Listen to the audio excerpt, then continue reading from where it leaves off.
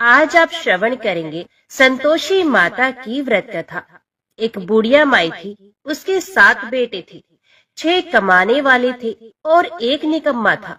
बुढ़िया माई 6 बेटों की रसोई बनाती, भोजन कराती और कुछ जूठन बचती वे सातवें को दे देती थी।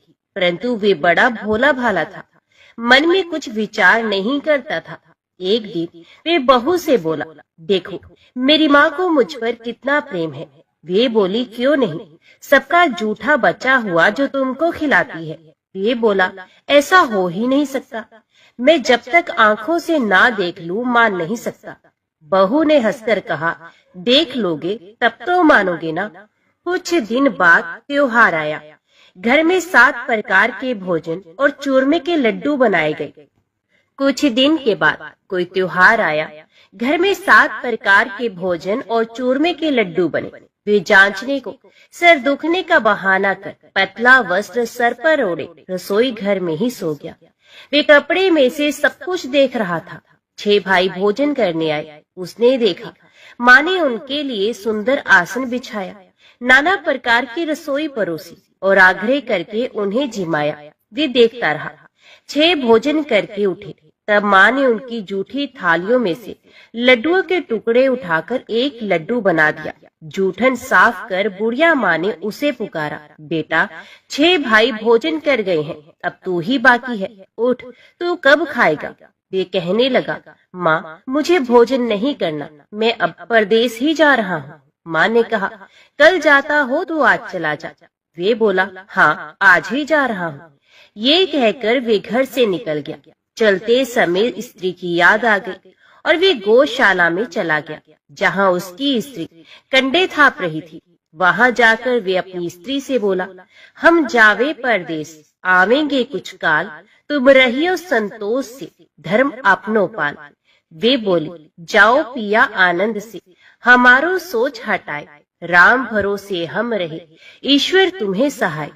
2 निशानी अपनी देख धरू मैं धीर, सुध मत हमारी विसारियो, रखियो मन गंभीर। वे बोला, मेरे पास तो कुछ भी नहीं है, यही एक अंगूठी है, सो ले लो और अपनी कुछ निशानी मुझे दे दो। तो वे बोली, मेरे पास क्या है, ये गोबर भरा हाथ है। ये कहकर उसकी पीठ पर गोबर के हाथ की थाप मार दी। वे चला गया। चलते चलते दूर देश पहुंचा। वहाँ एक शाहूकार की दुकान थी। वहाँ जाकर कहने लगा, भाई मुझे नौकरी पर रख लो। शाहूकार को जरूरत थी और वे बोला, रह जा। लड़के ने पूछा, तनख्वाह क्या दोगे? तो शाहूकार ने कहा, काम देखकर दाम मिलेंगे। शाहूकार की नौकरी मिली। वे सुबह 6 बजे से रात के 10 बजे तक नौकरी पर जाने लगा। कुछ दिनों में दुकान का सारा लेन देन, हिसाब किताब, ग्राहकों को माल बेचना, सारा काम करने लगा। शाहूकार के साथ 8 नौकर थे। वे सब चक्कर खाने लगे। ये तो बहुत होशियार बन गया। सेठ ने भी काम देखा और 3 महीने में ही उसे आधे मुनाफे का हिस्सेदार भी बना लिया।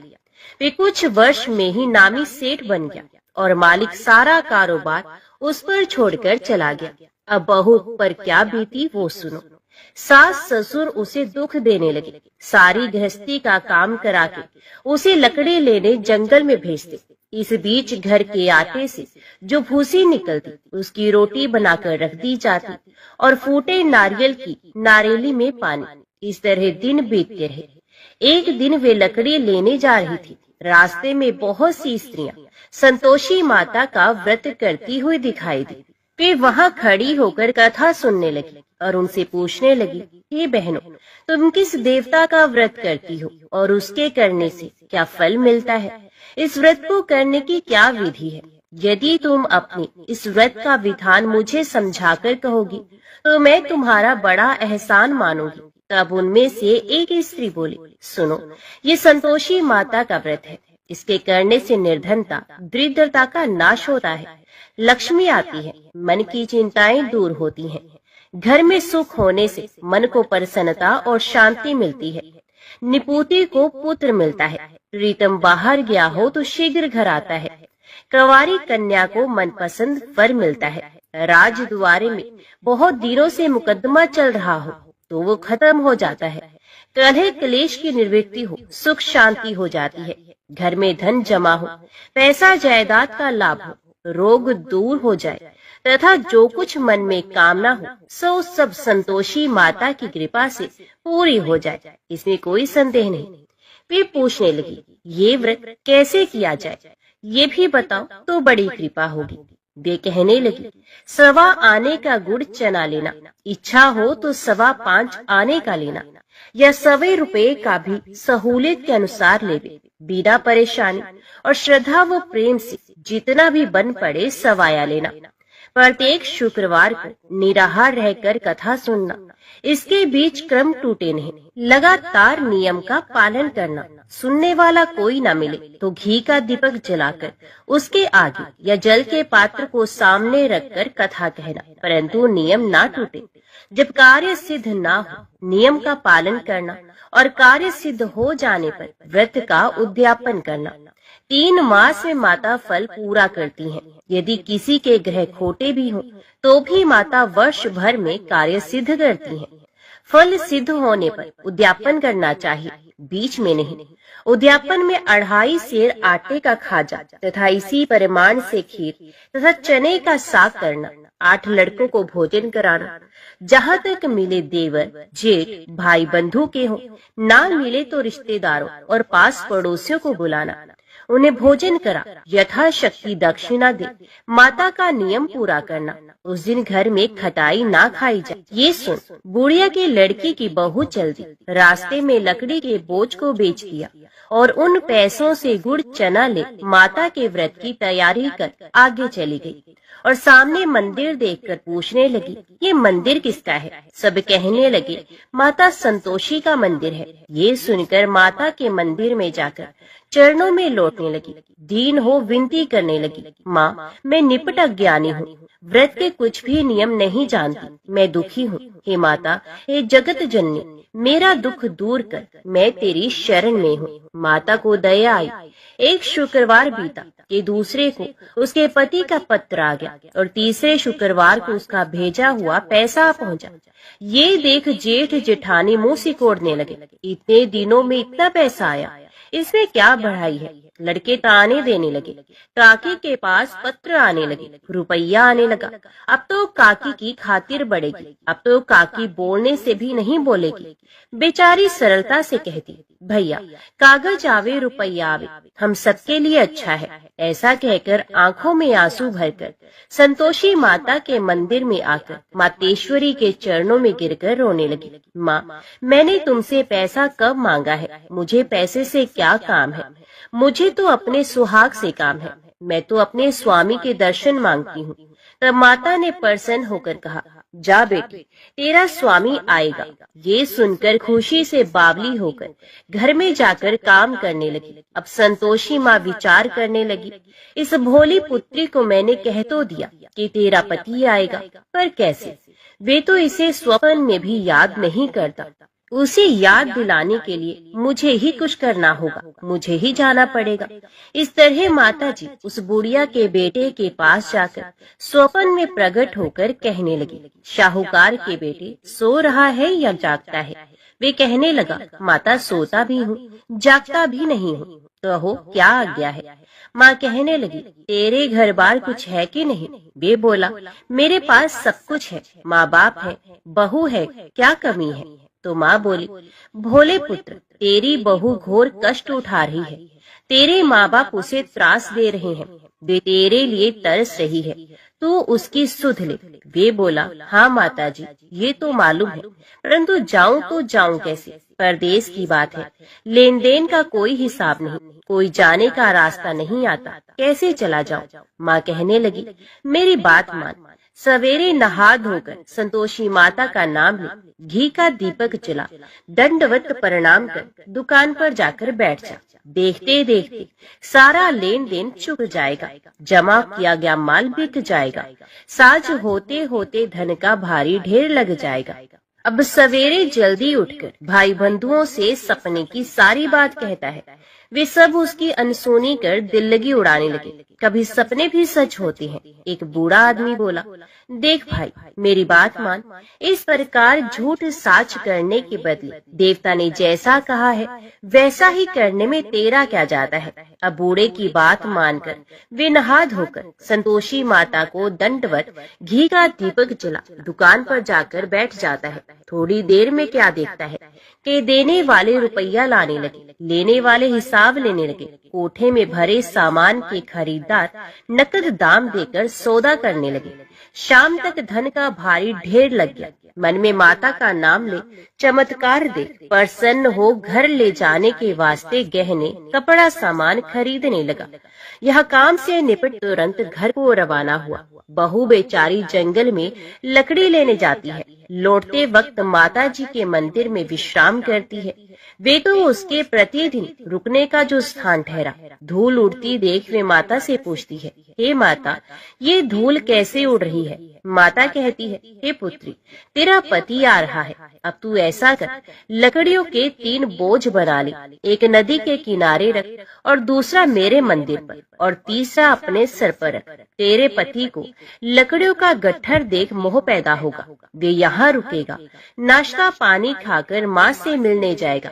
तब तू लकड़ियों का बोझ उठाकर जाना और चौक में गट्ठर डालकर जोर से आवाज लगाना, लो सासू जी, लकड़ियों का गट्ठर लो, भूसे की रोटी दो, नारियल के खोपड़े में पानी दो। आज मेहमान कौन आया है?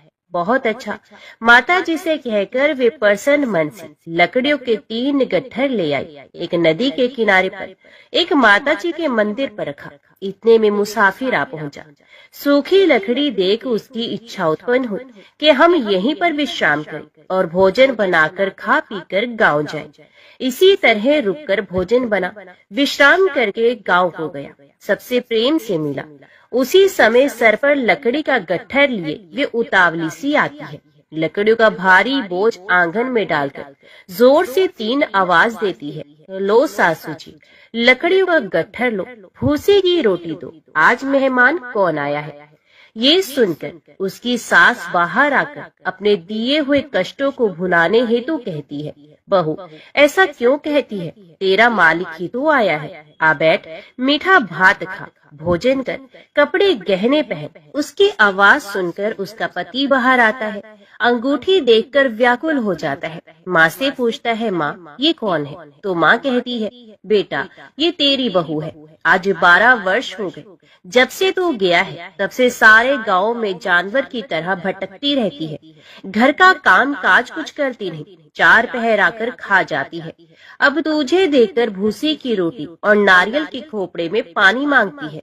वे लज्जित होकर बोला, ठीक है माँ, मैंने इसे भी देखा और तुम्हें भी देखा। अब दूसरे घर की ताली दो, उसमें रहूंगा। अब माँ बोली, ठीक है बेटा, जैसी तेरी मर्जी हो सो कर। ये कहे ताली का गुच्छा पटक दिया। उसने ताली लेकर दूसरे मकान की 3री मंजिल का कमरा खोल सारा सामान जमाया। एक दिन में राजा के महल जैसा ठाट पाट बन गया। अब क्या था, बहुत सुख भोगने लगे। इतने में शुक्रवार आया। उसने अपने पति से कहा, मुझे संतोषी माता के व्रत का उद्यापन करना है। उसका पति बोला, अच्छा, खुशी से कर लो। वे उद्यापन की तैयारी करने लगी। जेठानी के लड़कों को भोजन के लिए कहने के लिए गई। उन्होंने मंजूर भी किया, परंतु पीछे से जेठानी ने अपने बच्चों को सिखाया, देखो रे, भोजन के समय सब लोग खटाई मांगना, जिससे उसका उद्यापन पूरा ना हो। लड़के जिमने आए, खीर खाना पेट भर खाया, परंतु बाद में खाते ही कहने लगे, हमें खटाई दो, खीर खाना हमको नहीं भाता, देखकर अरुचि होती है। वे कहने लगी, भाई खटाई किसी को नहीं दी जाएगी, ये तो संतोषी माता का प्रसाद है। लड़के उठ खड़े हुए, बोले, पैसा लाओ। भोली बहू कुछ जानती नहीं थी, उन्हें पैसे दे दिए। लड़के उसी समय हट करके इमली खटाई ले खाने गए। ये देखकर बहू पर माताजी ने कोप किया। राजा के दूत उसके पति को पकड़ कर ले गए। जेठ जेठानी मन माने वचन कहने लगे, लूट लूट कर धन इकट्ठा कर लाया है, अब सब मालूम पड़ जाएगा, जब जेल की मार खाएगा। बहू से ये वचन सहन नहीं हुए।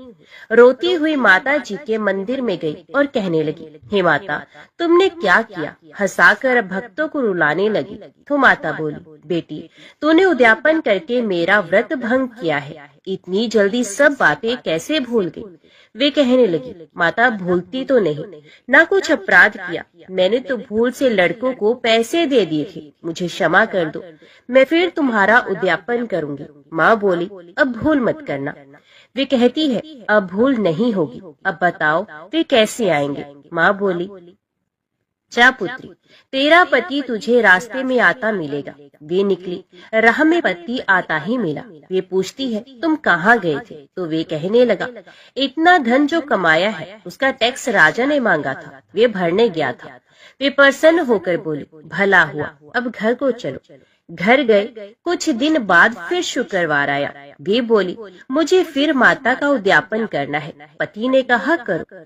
बहू फिर जेठ के लड़कों को भोजन को कहने लगी। जेठानी ने एक दो बातें सुनाई और सब लड़कों को सिखाने लगी, तुम सब लोग पहले ही खटाई मांगना। लड़के भोजन से पहले कहने लगे, हमें खीर नहीं खानी, हमारा जी बिगड़ता है, कुछ खटाई खाने को दो। वे बोली, खटाई किसी को नहीं मिलेगी, आना हो तो आओ। वे ब्राह्मण के लड़के लाकर भोजन कराने लगे। यथाशक्ति दक्षिणा दी, जगह एक एक फल उन्हें दिया। संतोषी माता प्रसन्न हुई। माता की कृपा होते ही 90वें मास में उसके चंद्रमा के समान सुंदर पुत्र प्राप्त किया। पुत्र को पाकर प्रतिदिन माता जी के मंदिर को जाने लगी। माँ ने सोचा, ये रोज आती है, आज क्यों न इसके घर चलो, इसका आसरा देख लो। ये विचार कर माता ने भयानक रूप बनाया। गुड़ चने से सना मुख, ऊपर सूंड के समान हो, उस पर मक्खियां भिन भिन कर रही थी। देहली पर पैर रखते ही उसकी सांस चिल्लाई, देखो रे, कोई चुड़ैल डाकिन चली आ रही है, लड़को इसे भगाओ, नहीं तो किसी को खा जाएगी। लड़के भगाने लगे, चिल्लाकर खिड़की बंद करने लगे। बहू रोशनदान में से देख रही थी, प्रसन्नता से पगली बन चिल्लाने लगी, आज मेरी माता जी मेरे घर आई है। वे बच्चे को दूध पीने से हटाती है। इतने में सास का क्रोध फट गया। वे बोली, रान, देखकर क्या उतावली हुई है, बच्चे को पटक दिया। इतने में माँ के प्रताप से लड़के ही लड़के नजर आने लगे। वे बोली, माँ, मैं जिसका व्रत करती हूँ ये वही संतोषी माता है। इतना कहकर झट से सारे किवाड़ खोल दिए। सबने माता जी के चरण पकड़ ले और विनती कर कर कहने लगे, हे माता, हम मूर्ख हैं, अज्ञानी हैं, तुम्हारे व्रत की विधि हम नहीं जानते, व्रत भंग कर हमने बड़ा अपराध किया है। हे जगमाता, आप हमारा अपराध क्षमा करें। इस प्रकार माता प्रसन्न हुई। बहू को प्रसन्न हो, जैसा फल दिया वैसा माता सबको दे, जो पड़े उसका मनोरथ पूर्ण हो। तो बोलो संतोषी माता की जय। अभी श्रवण कीजिए वैभव लक्ष्मी व्रत की कथा। एक बड़ा शहर था। इस शहर में लाखों लोग रहते थे। पहले के जमाने के लोग साथ साथ रहा करते थे और एक दूसरे के काम आते थे, पर नए जमाने के लोगों का स्वरूप ही अलग सा है। सब अपने अपने काम में रत रहते हैं, किसी को किसी की परवाह नहीं। घर के सदस्यों को भी एक दूसरे की परवाह नहीं होती है। भजन कीर्तन, भक्ति भाव, दया माया, परोपकार जैसे संस्कार जैसे कम हो गए हैं। शहर में बुराइयां बढ़ गई हैं। शराब, जुआ, रेस, व्यभिचार, चोरी, डकैती आदि बहुत से अपराध शहर में होते हैं। कहावत है कि हजारों निराशा में एक अमर आशा छिपी हुई है। इसी तरह इतनी सारी बुराइयों के बावजूद शहर में कुछ अच्छे लोग भी रहते थे। ऐसे अच्छे लोगों में शीला और उनके पति की गृहस्थी मानी जाती थी। शीला धार्मिक प्रकृति की और संतोषी थी। उसका पति भी विवेकी और सुशील था। शीला और उनका पति ईमानदारी से जीते थे। वे किसी की बुराई नहीं करते थे और प्रभु भजन में अच्छी तरह समय व्यतीत करते थे। उनकी गृहस्थी आदर्श गृहस्थी थी और शहर के लोग उनकी गृहस्थी की सराहना करते थे। शीला की गृहस्थी इसी तरह खुशी खुशी चल रही थी, पर कहा जाता है कि कर्म की गति अटल है। विधाता के लिखे लेख कोई नहीं समझ सकता। इंसान का नसीब पल भर में राजा को रंक बना देता है और रंक को राजा। शीला के पति के अगले जन्म के कर्म भोगने बाकी रह गए होंगे कि वे बुरे लोगों से दोस्ती कर बैठा। ये जल्द से जल्द करोड़पति होने के ख्वाब देखने लगा, इसलिए वे गलत रास्ते पर चल निकला और करोड़पति की बजाय रोडपति बन गया। यानी रास्ते पर भटकते भिखारी जैसे उसकी स्थिति हो गई थी। शहर में शराब, जुआ, रेस, चरस, गांजा आदि बदियां फैली हुई थी। उसमें शीला का पति भी फंस गया। दोस्तों के साथ उसे भी शराब की लत लग गई। जल्द से जल्द पैसे वाला बनने की लालच में दोस्तों के साथ रेस, जुआ भी खेलने लगा। इस तरह बचाई हुई धनराशि, पत्नी के गहने, सब कुछ रेस, जुए में गवा दिया था। समय के परिवर्तन के साथ घर में दरिद्रता और भूखमरी फैल गई। सुख से खाने की बजाय 2 वक्त के भोजन के लाले पड़ गए और शीला को पति की गालियां खाने का वक्त आ गया था। शीला सुशील और संस्कारी स्त्री थी। उसको पति के बर्ताव से बहुत दुख हुआ, किंतु वे भगवान पर भरोसा करके बड़ा दिल रखकर दुख सहने लगी। कहा जाता है कि सुख के पीछे दुख और दुख के पीछे सुख आता ही है, इसलिए दुख के बाद सुख आएगा ही। ऐसी श्रद्धा के साथ शीला प्रभु भक्ति में लीन रहने लगी। इस तरह शीला असहनीय दुख सहते सहते प्रभु भक्ति में वक्त बिताने लगी। अचानक एक दिन दोपहर में उनके द्वार पर किसी ने दस्तक दी। शीला सोच में पड़ गई कि मुझ जैसे गरीब के घर इस वक्त कौन आया होगा। फिर भी द्वार पर आए हो अतिथि का आदर करना चाहिए। ऐसे आर्य धर्म के संस्कार वाली शीला ने खड़े होकर द्वार खोला। देखा तो एक मांझी खड़ी थी। वे बड़ी ही उम्र की लगती थी, किंतु उनके चेहरे पर अलौकिक तेज निखर रहा था। उनकी आंखों में से मानो अमृत बह रहा था। उनका भव्य चेहरा करुणा और प्यार से छलकता था। उनको देखते ही शीला के मन में अपार शांति आ गई। वैसे शीला इस मांझी को पहचानती नहीं थी, फिर भी उनको देखकर शीला के रोम रोम में आनंद आ गया। शीला मांझी को आदर के साथ घर में ले आई। घर में बिठाने के लिए कुछ भी नहीं था, अतः शीला ने सकुचाकर एक फटी हुई चादर पर उनको बिठाया। मांझी ने कहा, क्यों शीला, मुझे पहचाना नहीं? शीला ने सकुचाकर कहा, माँ, आपको देखते ही बहुत खुशी हो रही है, बहुत शांति मिल रही है। ऐसा लगता है कि मैं बहुत दिनों से जिसे ढूंढ रही थी वे आप ही हैं, पर मैं आपको पहचान नहीं सकती। मांझी ने हंसकर कहा, क्यों, भूल गई? हर शुक्रवार को लक्ष्मी जी के मंदिर में भजन कीर्तन होते हैं, तब मैं भी वहाँ आती हूँ। वहाँ हर शुक्रवार को हम मिलते हैं। पति गलत रास्ते पर चला गया। तब से शीला बहुत दुखी हो गई थी और दुख की मारी वे लक्ष्मी जी के मंदिर में भी नहीं जाती थी। बाहर के लोगों के साथ नजर मिलाते भी उसे शर्म आने लगी थी। उसने याददाश्त पर जोर दिया, पर वे मांझी को याद नहीं कर पा रही थी। तभी मांझी ने कहा, तू लक्ष्मी जी के मंदिर में कितने मधुर भजन गाती थी, अभी अभी तू दिखाई नहीं देती थी, इसलिए मुझे हुआ कि तू क्यों नहीं आती है, कहीं बीमार तो नहीं हो गई? ऐसा सोचकर मैं तुझसे मिलने आ गई। मांझी के अति प्रेम भरे शब्दों से शीला का हृदय पिघल गया। उसकी आंखों में आंसू आ गए। मांझी के सामने वे बिलख बिलख कर रोने लगी। ये देखकर मांझी शीला के नजदीक आई और उसी सिसकती पीठ पर प्यार भरा हाथ फेरकर सांत्वना देने लगी। मांझी ने कहा, बेटी, सुख और दुख तो धूप छांव जैसे होती हैं। धैर्य रखो बेटी, और तुझे परेशानी क्या है? तेरे दुख की बात मुझे सुना, तेरा मन हल्का हो जाएगा और तेरे दुख का कोई उपाय भी मिल जाएगा। मांझी की बात सुनकर शीला के मन को शांति मिली। उसने मांझी से कहा, माँ, मेरी गृहस्थी में भरपूर सुख और खुशियाँ थी। मेरे पति भी सुशील थे।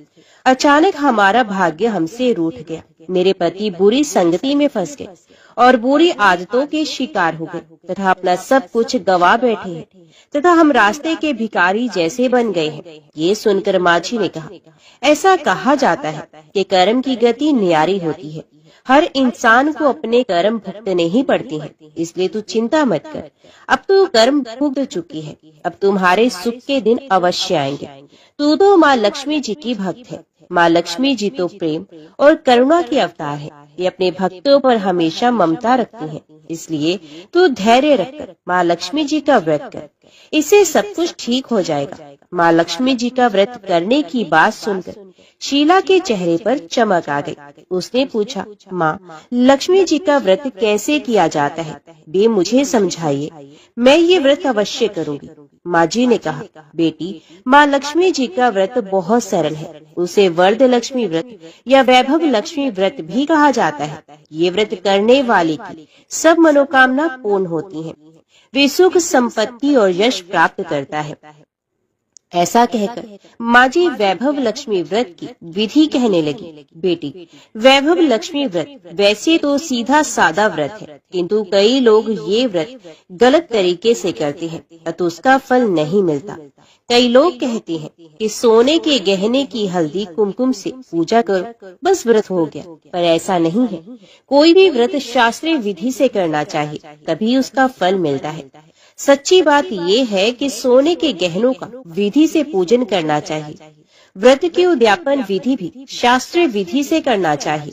ये व्रत शुक्रवार को करना चाहिए। प्रातः काल स्नान करके स्वच्छ कपड़े पहनो और सारा दिन जय माँ लक्ष्मी का रटन करते रहो। किसी की चुगली नहीं करनी चाहिए। शाम को पूर्व दिशा में मुंह करके आसन पर बैठ जाओ। सामने पाटा रखकर उस पर रुमाल रखो। रुमाल पर चावल का छोटा सा ढेर करो। उस ढेर पर पानी से भरा तांबे का कलश रख दो। कलश पर एक कटोरी रखो। उस कटोरी में एक सोने का गहना रखो। सोने का ना हो तो चांदी का भी चलेगा। चांदी का ना हो तो नकद रुपया भी चलेगा। बाद में घी का दीपक जलाकर अगरबत्ती सुलगा कर रखो। माँ लक्ष्मी जी के बहुत स्वरूप है और माँ लक्ष्मी जी को श्रीयंत्र अति प्रिय है। अत वैभव लक्ष्मी के पूजन विधि करते वक्त सर्वप्रथम श्रीयंत्र और लक्ष्मी जी के विधि स्वरूपों का सच्चे दिल से दर्शन करो। उसके बाद लक्ष्मी स्तवन का पाठ करो। बाद में कटोरी में रखे हुए गहने या रुपए को हल्दी, कुमकुम और चावल चढ़ाकर पूजा करो और लाल रंग का फूल चढ़ाओ। शाम को कोई मीठी चीज बनाकर उसका प्रसाद रखो। ना हो सके तो शक्कर या गुड़ भी चल सकता है। फिर आरती करके 11 बार सच्चे हृदय से जय माँ लक्ष्मी बोलो। बाद में 11 या 21 शुक्रवार ये व्रत करने का दृढ़ संकल्प माँ के सामने करो और आपकी जो मनोकामना हो वे पूरी करने को माँ लक्ष्मी जी से विनती करो। फिर माँ का प्रसाद बांट दो और थोड़ा प्रसाद अपने लिए भी रख लो। अगर आप में शक्ति हो तो सारा दिन उपवास करो और सिर्फ प्रसाद खाकर शुक्रवार का व्रत करो।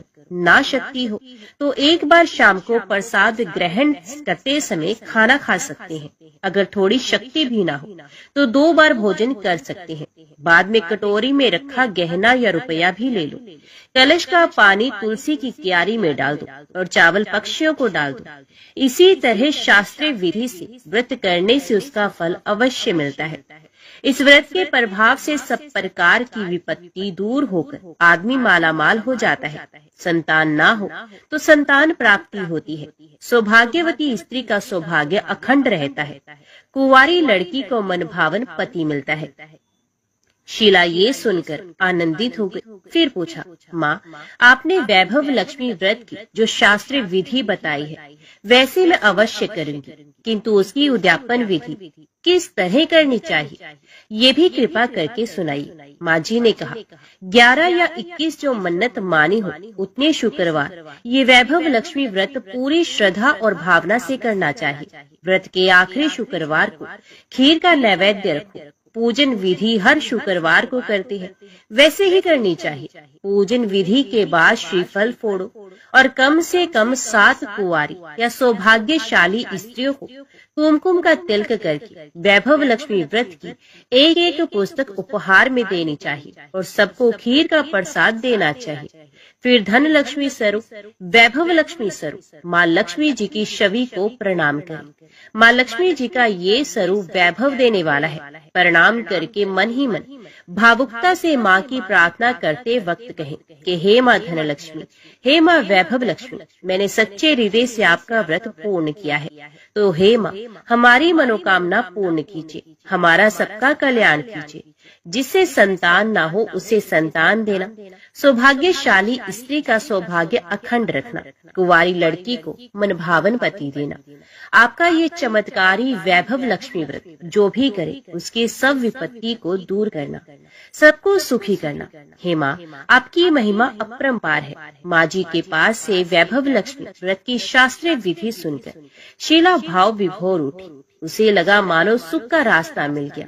उसने आंखें बंद करके मन ही मन उसी क्षण संकल्प लिया कि हे वैभव लक्ष्मी माँ, मैं भी माँ जी के कहे अनुसार श्रद्धा पूर्वक शास्त्रीय विधि से वैभव लक्ष्मी व्रत 21 शुक्रवार तक करूंगी और व्रत की शास्त्रीय रीति के अनुसार उद्यापन भी करूंगी। शीला ने संकल्प करके आंखें खोली तो सामने कोई नहीं था। वे विस्मित हो गई कि माँ जी कहाँ चली गई। ये माँ जी कोई दूसरा नहीं, साक्षात लक्ष्मी जी ही थी। शीला लक्ष्मी जी की भक्त थी, इसलिए अपने भक्त को रास्ता दिखाने के लिए माँ लक्ष्मी देवी माँ जी का स्वरूप धारण करके शीला के पास आई थी। दूसरे दिन ही शुक्रवार था। प्रातः काल स्नान करके स्वच्छ कपड़े पहनकर शीला मन ही मन श्रद्धा और पूरे भाव से जय माँ लक्ष्मी का मन ही मन जप करने लगी। सारा दिन किसी की चुगली नहीं की। शाम हो तब हाथ पांव मुंह धोकर शीला पूर्व दिशा में मुंह करके बैठी। घर में पहले तो सोने के बहुत से गहने थे, पर पति ने गलत रास्ते पर चलकर सब गिरवी रख दिए। पर नाक की कील बच गई थी। नाक की कील निकालकर उसे धोकर शीला ने कटोरी में रख दिया। सामने पाटे पर रुमाल रखकर मुट्ठी भर चावल का ढेर कर दिया। उस पर तांबे का कलश पानी भरकर रखा। उसके ऊपर कील वाली कटोरी रखी। फिर विधि पूर्वक वंदन, स्तवन, पूजन वगैरह किया और घर में थोड़ी शक्कर थी, वे प्रसाद में रखकर वैभव लक्ष्मी व्रत किया। ये प्रसाद पहले पति को खिलाया।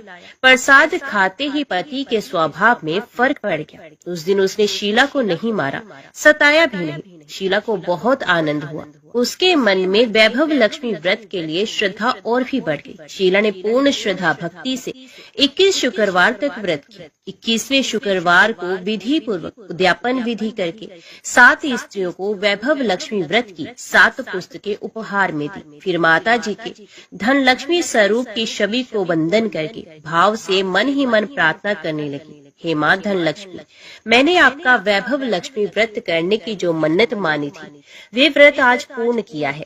हे माँ, मेरी हर विपत्ति को दूर करो, हमारा सबका कल्याण करो। जिसे संतान ना हो उसे संतान दो। सौभाग्यवती स्त्री का सौभाग्य अखंड रखना। कुंवारी लड़की को मनभावन पति देना। जो कोई आपका ये चमत्कारी वैभव लक्ष्मी व्रत करे, उसकी सब विपत्ति को दूर करना, सबको सुखी रखना। माँ, हे माँ, आपकी महिमा अपार है। ऐसा बोलकर लक्ष्मी जी के धन लक्ष्मी स्वरूप की छवि को प्रणाम किया। इस तरह शास्त्रीय विधि से शीला ने श्रद्धा से व्रत किया और तुरंत ही उसे फल मिला।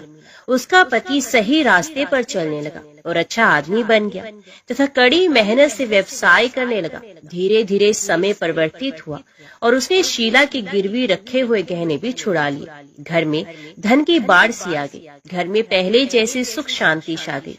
वैभव लक्ष्मी व्रत का प्रभाव देखकर मोहल्ले की दूसरी स्त्रियां भी शास्त्रीय विधि से माता वैभव लक्ष्मी का व्रत करने लगी। हे माँ धन लक्ष्मी, आप जैसे शीला पर प्रसन्न हो, उसी तरह आपका व्रत करने वाले सब पर प्रसन्न होना, सबको सुख शांति देना। जय धन लक्ष्मी माँ, जय वैभव लक्ष्मी माँ। अभी श्रवण करते हैं माता लक्ष्मी की आरती। जय लक्ष्मी माता मैया, जय लक्ष्मी माता, तुमको निश दिन सेवत हर विष्णु विधाता। ओम जय लक्ष्मी माता। उमा रमा ब्रह्माणी, तुम ही जग माता। सूर्य चंद्रमा ध्यावत नारद ऋषि गाता। ओम जय लक्ष्मी माता। दुर्गा रूप निरंजन, सुख संपत्ति दाता। जो कोई तुमको ध्याता, रिद्धि सिद्धि धन पाता। ओम जय लक्ष्मी माता। तुम पाताल निवासिनी, तुम ही शुभ दाता। कर्म पर भाव पर काशिनी, भवनिधि की त्राता। ओम जय लक्ष्मी माता। जिस घर तुम रहती माँ, सब सद्गुण आता। सब संभव हो जाता, मन नहीं घबराता। ओम जय लक्ष्मी माता। तुम बिन यज्ञ न होते, वस्त्र न कोई पाता, खान पान का वैभव सब तुमसे आता। ओम जय लक्ष्मी माता।